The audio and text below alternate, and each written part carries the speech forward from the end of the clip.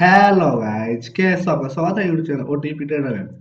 जो हमारा price action का जो सीरीज चल रहा है उस सीरीज का तीसरा वीडियो है।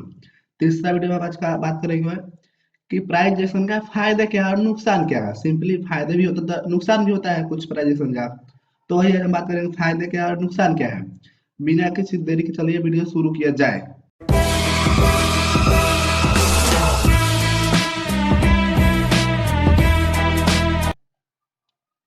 हम सबसे पहले अपना पीडीएफ खोल दे रहा हूँ।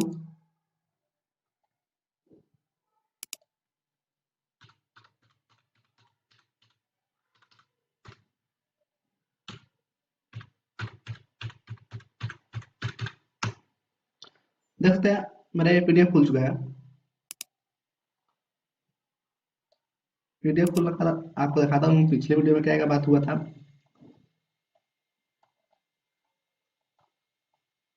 सबसे पहला वीडियो में केवल हम प्राइस एक्शन ट्रेडिंग के बारे में बात हुआ था।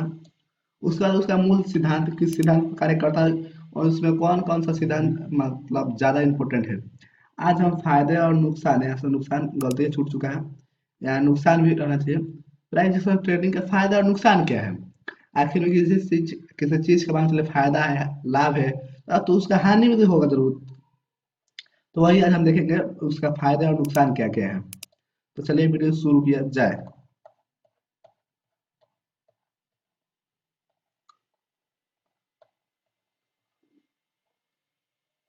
यहाँ से देखते हैं आप, केवल प्राइस एक्शन का फायदा है, नुकसान नीचे है।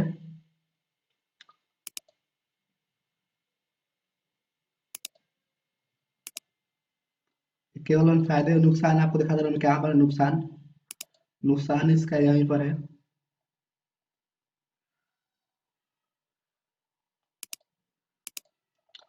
नुकसान यहाँ पर देख सकते हैं, घाटे, घटे या घटे वहीं पर है।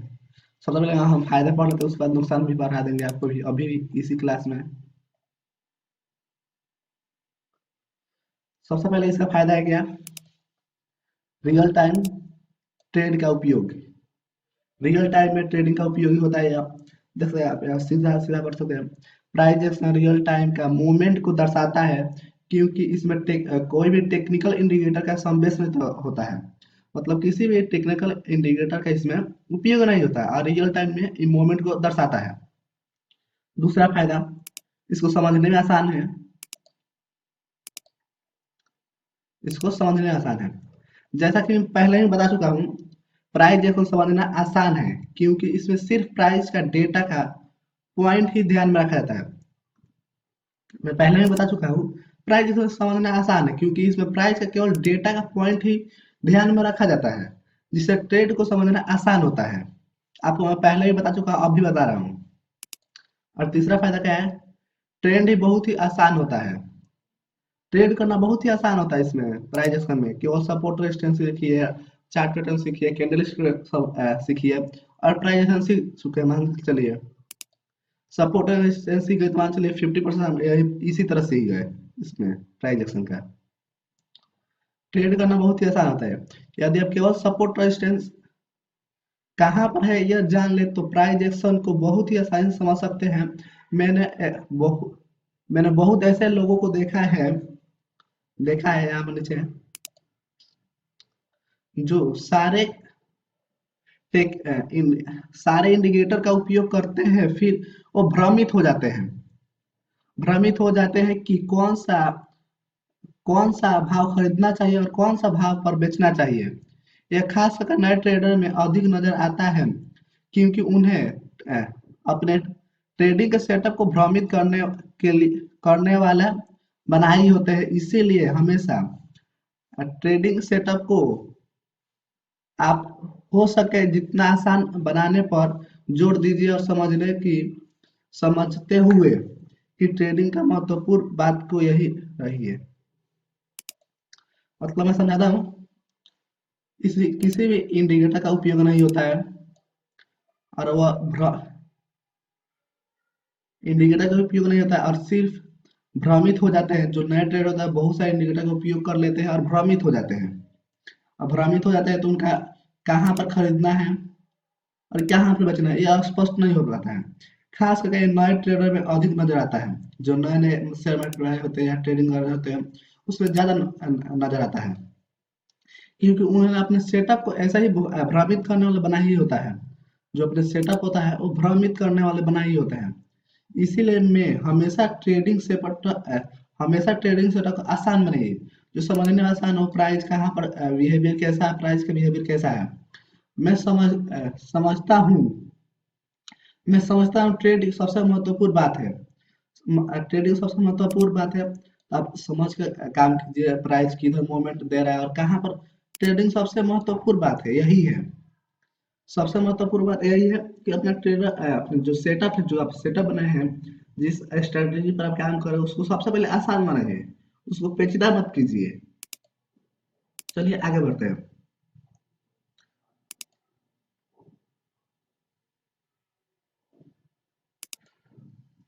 यहाँ पर देख सकते हैं आप, बैक टेस्टिंग या टाइम टेस्टिंग स्ट्रैटेजी।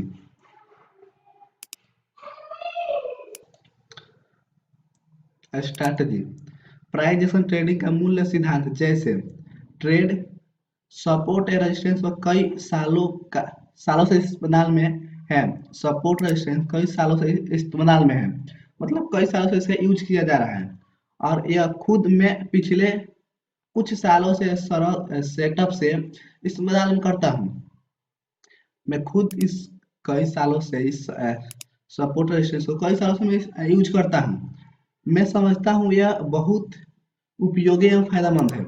जो सपोर्ट रेजिस्टेंस होता है, जहाँ से जाकर बैक टेस्टिंग करता है, मान लिया यहाँ पर प्राइस गया, फिर बैक टेस्टिंग के लिए आया और फिर यहाँ से रिजेक्शन ला रहा है, इस ब्रेक करता है, तब मोमेंटम के हिसाब से आप ले सकते हैं कैसा मोमेंट है, किस प्रकार का मोमेंट है। आप देखिए उस पर सपोर्ट रेजिस्टेंस पर लीजिए, इसे बोलते हैं बैक टेस्टिंग।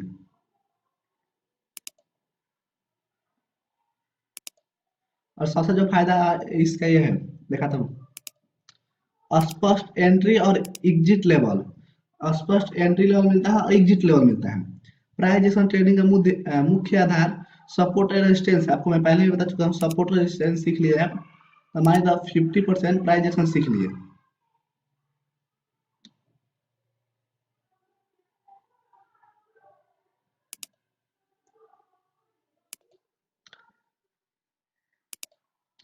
इस कंसेप्ट का उपयोग करके आप सही डिमांड और सप्लाई जोन को निर्धारित कर सकते हैं, जहाँ डिमांड है और सप्लाई है। इस कंसेप्ट का उपयोग करके आप सप्लाई और डिमांड के ऊपर आप देख सकते हैं, लेवल निकाल सकते हैं। वहां से आपको अच्छा ट्रेड मिल जाएगा, अप साइड के लिए भी और डाउन साइड के लिए भी।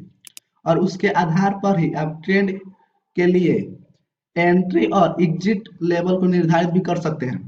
मान से आपको कहाँ पर निकालना है, मान से यहाँ पर एंट्री लिए, आपका टारगेट यह है, टारगेट से ऊपर जाए और फिर से बैक टेस्टिंग के लिए नीचे आ जाए, तब तभी आपको स्पष्ट लेवल मिलता है। स्पष्ट लेवल मिलता है कि यहाँ से आप जा रहे हैं, तो आप यहाँ पर निकाल दीजिए। मान लीजिए यहाँ से गिरा, फिर से नीचे गिर गया, तो हो सकता है ये फेक ब्रेकआउट हो या फिर ब्रेकडाउन हो। इसीलिए मैं यूज करता हूँ कि आप प्लीज मोमेंट को यूज कीजिए।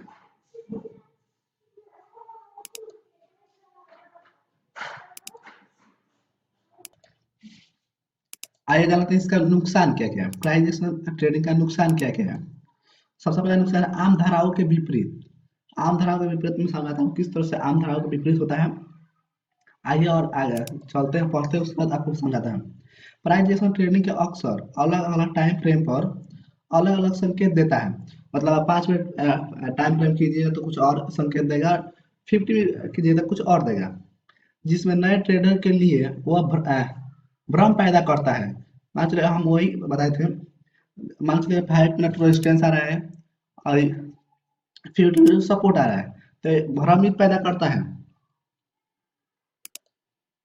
उदाहरण के तौर पर किसी भी विशेष स्टॉक के माम यहाँ पर कुछ मिस्टेक हुआ यार, देखना पड़ेगा क्या मिस्टेक हुआ है, 1 सेकंड दीजिए मुझे। और कुछ मिस्टेक नहीं हुआ, सही हुआ है, दिखा रहा हूँ।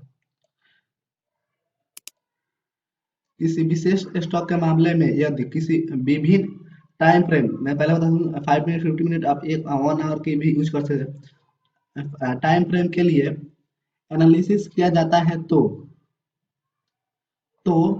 ऐसा हो सकता है कि मुझे बुलिश मारूबाजू दिखता है और आपको बेरिश एल्गोल्फिनिंग यहाँ पर मुझे एल्गोल्फिन दिखती है। मारूबाजू समझते हैं आप, एकदम सीधा कैंडल जिसमें कोई भी, आपको दिखा दे रहा हूं कैसा होता है मारूबुजू।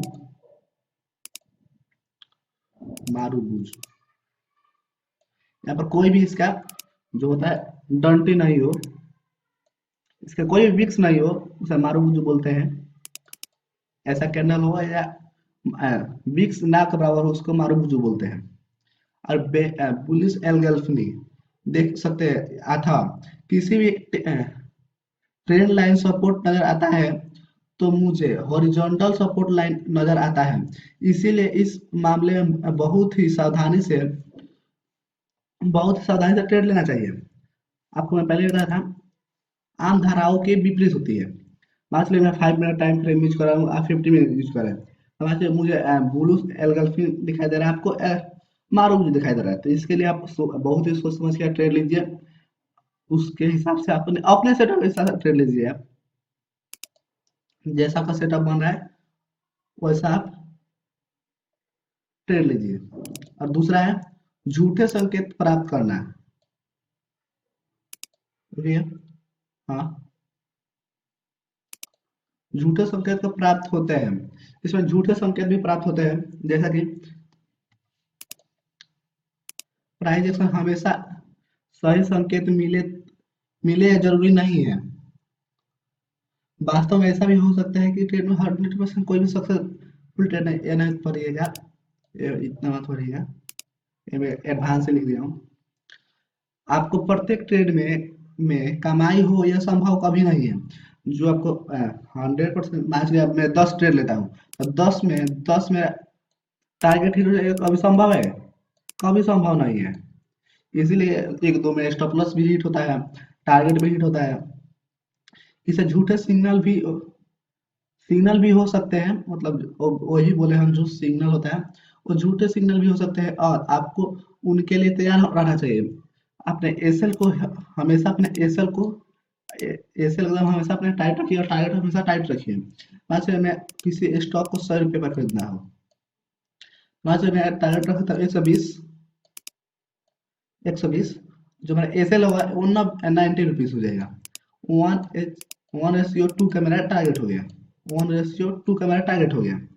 तो अपने एसएल को हमेशा एकदम स्ट्रॉन्ग रखिए, वहां पर आते आते अपने एसएल हिट हो जाना चाहिए था। चलिए आगे बढ़ते हैं।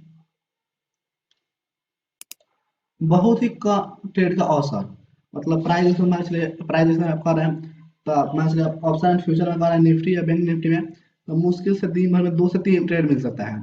वही जब स्टॉक में कर रहे हैं, इन्वेस्टिंग कर रहे हैं, तो महीना में 2 से 3, मतलब 10 भी हो सकता है, मूवमेंट के ऊपर डिपेंड करता है, मार्केट कैसा मूवमेंट कर रहा है उसके हिसाब से हम ले सकते हैं।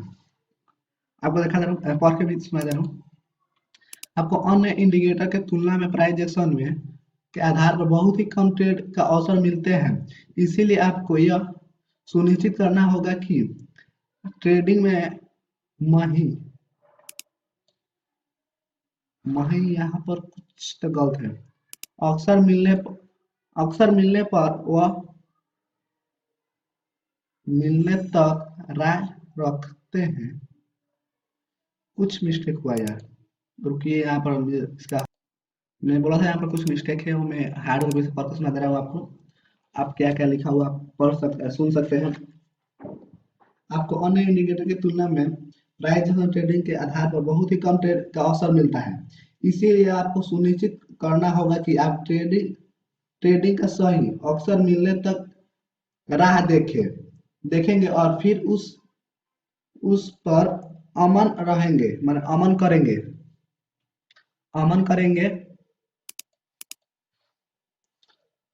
अमन करेंगे। इसीलिए अक्सर यह कहा जाता है कि प्राइजेशन के वेटिंग गेम है, जिसमें बहुत ही धैर्य की आवश्यकता होती है। आपको मैं यहाँ पर समझा दे रहा हूँ। अक्सर आपको अन्य इंडिकेटर की तुलना में प्राइस एक्शन के आधार पर बहुत ही कम ट्रेड मिलेंगे। बहुत ही ट्रेड का अक्सर मिलेगा, मैंने जो ट्रेड करने का मौका है वो बहुत ही कम मिलेगा। इसीलिए आपको यह सुनिश्चित करना होगा कि आपकी ट्रेड में सही अवसर मिलने तक का आप राह देखेंगे और फिर उस पर आप अमन करेंगे, मतलब जो सही ट्रेड मिलेगा तो उस पर अमन करिए। इसीलिए अक्सर यह कहा जाता है कि प्राइस एक्शन का एक वेटिंग है, जो आप मान लीजिए दिन भर वेट करेंगे तो वो 2 से 3 ट्रेड मिलेगा। इसीलिए इसे वेटिंग गेम भी कहा जाता है। और इस पर बहुत ही धैर्य की आवश्यकता होती है, मतलब बहुत ही इंतजार की आवश्यकता का होती है प्राइस एक्शन में। अब चलिए 4 नंबर पढ़ते हैं।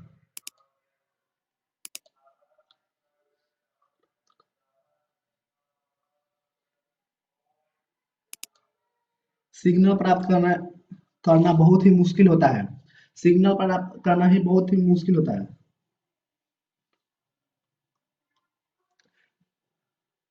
ट्रेडिंग या टेक्निकल एनालिसिस में नए नए आए ट्रेडर्स के लिए प्राइजेशन ट्रेडिंग के आधार पर बुलिश या बेरिश कैंडल्स की रचना एक रचना को या चार्ट पैटर्न को निर्धारित भी बहुत ही मुश्किल होता है।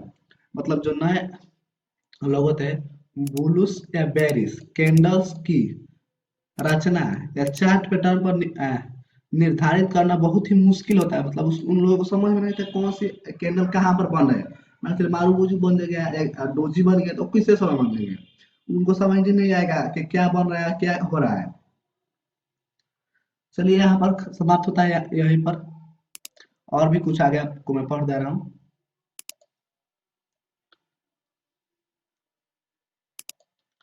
स्टॉक मार्केट में या किसी अन्य फाइनेंशियल मार्केट में ट्रेडिंग की बात आती है तो प्रसिद्ध अमेरिका के निवेशक और लेखक हाइडर मार्क्स के कि यह सूत्र ध्यान में रखना चाहिए। टॉप पर आने के लिए कोई जादू की फार्मूला नहीं होती है। मतलब आप मान से आपको टॉप पर आना तो किसी भी जादू फार्मूला की आवश्यकता नहीं होती। आपका जितना ज्यादा में मेहनत करेंगे, जितना अनुभव होगा, उतना ही टॉप पर रहेंगे।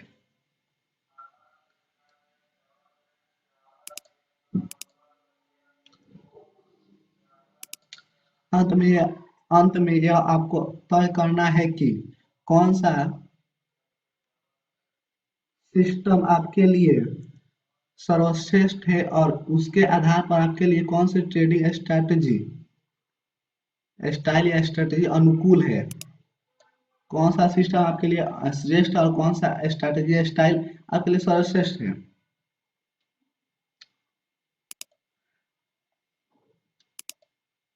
नए ट्रेडर के लिए महत्वपूर्ण सलाह देकर मैं यह इस मतलब जो परिचालन चैप्टर है इस चैप्टर को मैं समाप्त करता हूँ। जो हमारा केवल परिचय का विषय था एक मात्र, इसमें कोई भी सपोर्ट रेजिस्टेंस नहीं बना है। इसीलिए मैं इस चैप्टर को मैं क्लोज करता हूँ। यहाँ पर कुछ लिखा हुआ है, कभी भी बहुत सारा पैसा कमाने के लिए रातों रात हम अरबपति बनने के बारे में ना सोचे, क्योंकि यह कभी संभव नहीं है। मतलब कभी भी करोड़पति बनने के लिए रातों रात हम अरबपति बनने के ना सोचे, क्योंकि ये संभव नहीं है। गेमिंग थोड़ी नहीं यार संभव है। मान लीजिए मैं लगाया हूँ ड्रीम एलेवन पर 49 रुपया, 49 रुपया और सोचूंगा कल 1.5 करोड़ आ जाएगा, 1.C यार। तो गेमिंग थोड़ी ना यार। बस आज के लिए इतना ही, मिलते हैं अगले वीडियो में। जय हिंद, जय भारत। अब अगला चैप्टर हम शुरू करेंगे सपोर्ट रेजिस्टेंस। या बहुत ही लेंथी चैप्टर है, आपको मैं दिखा दे रहा हूँ कितना लेंथी चैप्टर है।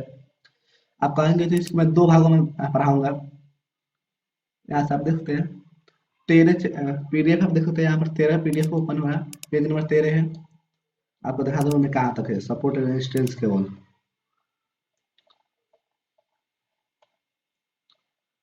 केवल सपोर्ट रेजिस्टेंस आपको दिखा दूंगा कितना पेज है।